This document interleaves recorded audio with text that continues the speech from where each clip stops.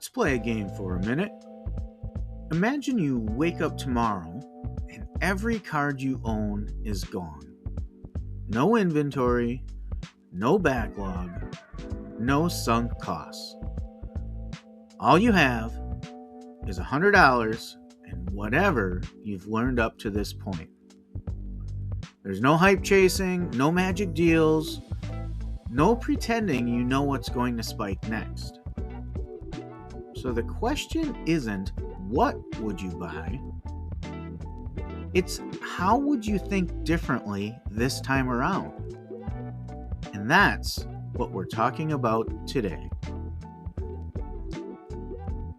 This is my so-called card life, where we talk about the hobby, the business, and everything in between.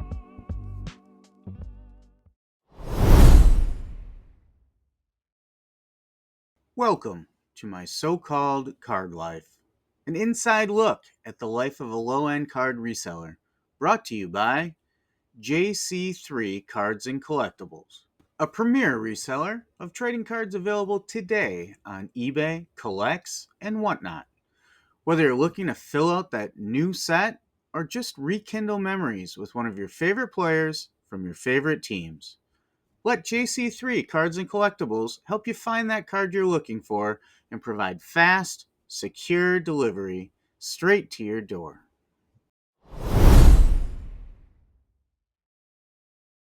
Welcome back, everyone. The last few weeks it got a little heavy as we talked about our year-end resets and how we want to adjust our plans for the new year. But this episode is not so much advice, and it's not a clear blueprint. It's not a shopping list for you either. This episode is really a thought experiment, because how you think with limited money tells you way more about where you're at than what you actually buy. And if I'm being honest, the biggest changes over time aren't about knowing more players or more products. They're about learning what not to do. So let's wipe the slate clean. No inventory, no backlog, and none of this, well, I already own this, so I might as well. Just $100 and experience.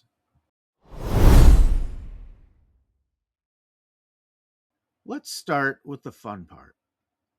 These are some things I absolutely would not do starting over with $100.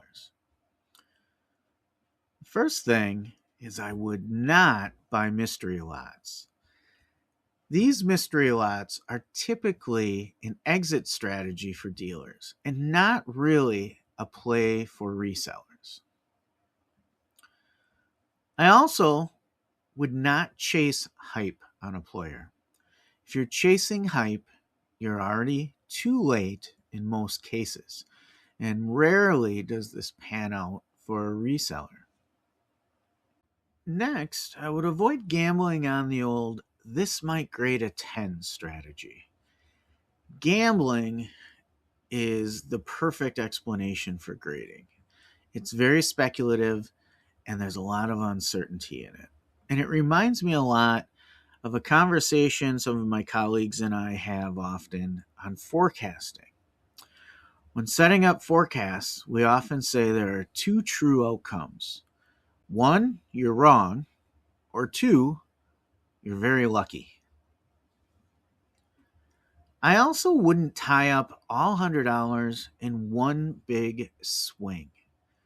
You need to spread your opportunities around because rarely is there one sure thing. You want to protect your total investment by diversifying that investment. You want to have some low-risk items, some medium-risk items, and maybe one or two high-risk items. But don't tie it all up into one high-risk, expensive item. And finally, don't buy something just because it feels exciting. I think we've all fallen into this. Finding a card of that favorite player from years ago and you think, ah, I love this guy. There's got to be other people that want this card as well. Or finding that overprinted card of that big name player and you think, oh gosh, everybody wants this. It's not always the case. You really have to have a little more judgment in that versus just acting on emotions. And this last one is probably the one that took me the longest to learn. My inventory is filled with nostalgia buys. And nostalgia buys are long tail items most frequently.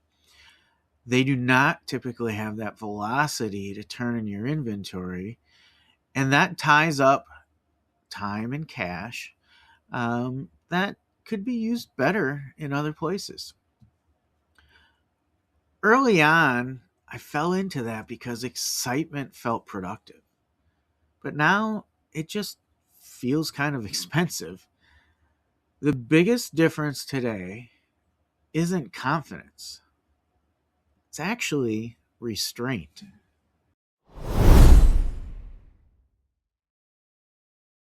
If I had to qualify the biggest difference in how I buy today versus how I buy when I started, it's quite simply that I think more about each buy before completing it. Before I spent $1, I'd ask a few quiet questions when starting over. Questions like, why do I want to own this? Is there scarcity? Is it high velocity? Is it a big name? We should definitely have that in mind before we make a purchase. The next question is, how easy is it to get my money back? If we're not looking to make money, it's just a true hobby. And it's collecting. And there's nothing wrong with that, except we're talking about being a reseller and trying to drive some returns out of our investment. And finally, I'd ask, am I buying this because it makes sense or because I'm bored? Sometimes when you're digging through boxes at a show and you're not finding anything that really excites you, you fall into a trap of saying, well, I got to buy something. And that's that boredom taking over your judgment. And that's a big one for most buyers. A lot of bad buying decisions aren't really bad strategy. They're bad emotional timing. These days, I think of it as I'm buying peace of mind more than upside. Peace of mind in what I can expect to return from that item. I'd rather sleep well than sweat out a flip.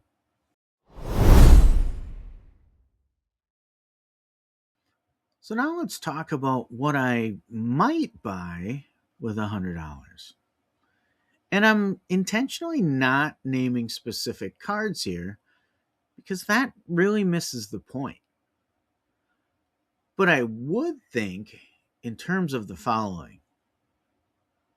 What is the liquidity of that item?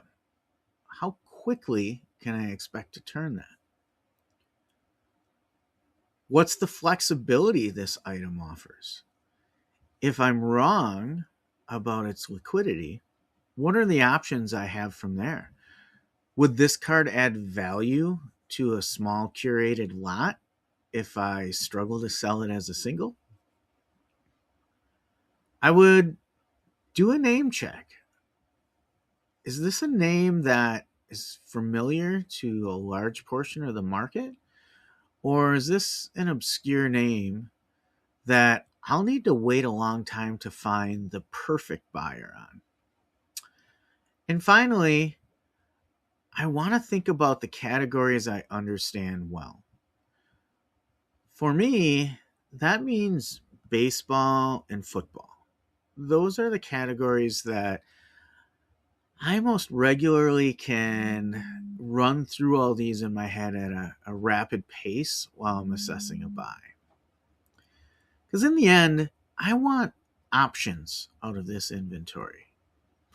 With $100, the goal isn't to get rich. It's really to just stay liquid and learn quickly. I've found that optionality beats prediction every time. And if you're listening and thinking, okay, but what would you actually buy? That's fair. I get it. But copying someone else's cart has never been the winning move.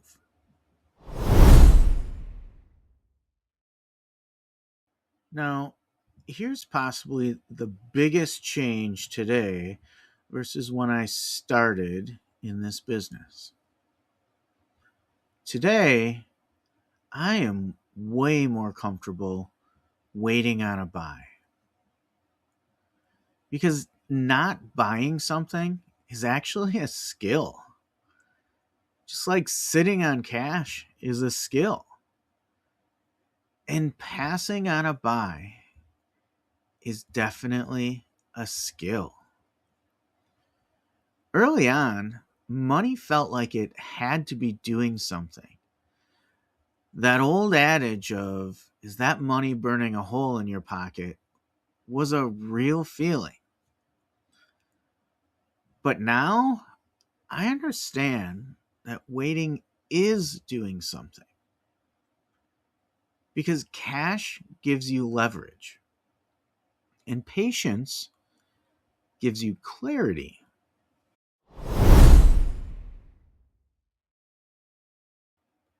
So now, thinking through everything I've learned, we want to lay these things out so that you can use them in your own experiences as well. I always want to do these things. One, know why I own something. Two, feel okay holding it.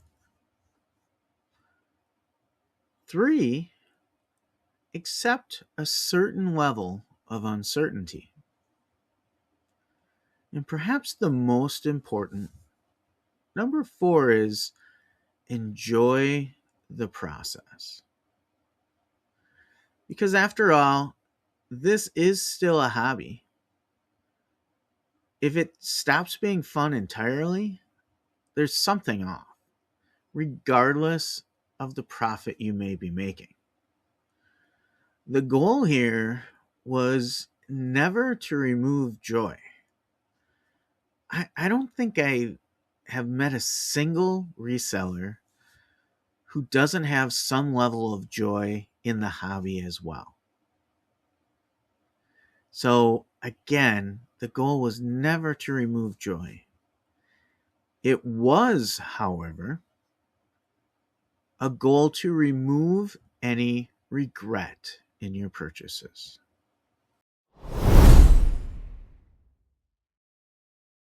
All right, now it's your turn. If you had $100 today and no inventory at all, what would you absolutely not buy anymore? What would you be more patient about? And what lesson would guide you now that didn't before? Remember, there's no wrong answers here, just different stages. Thanks for joining us again this week, and I hope you had some time to self-reflect and gather your thoughts around your own journey through this business, and either what you're doing different now or what you may need to do different in the future. Sometimes the most useful exercise isn't planning your next move, it's imagining what you'd do if you had to start completely over. Not to erase the past, but to appreciate how far you've come. So thanks again for hanging out with me today. If this episode made you think or smile, hit the like button and join the conversation in the comments. And remember, join us every Wednesday night at 8 p.m. Central for the Dollar Box Live. It's 2 hours of news, nonsense, and knowledge with myself and Adam from the Dollar Box. No pressure, no hype, just good conversation.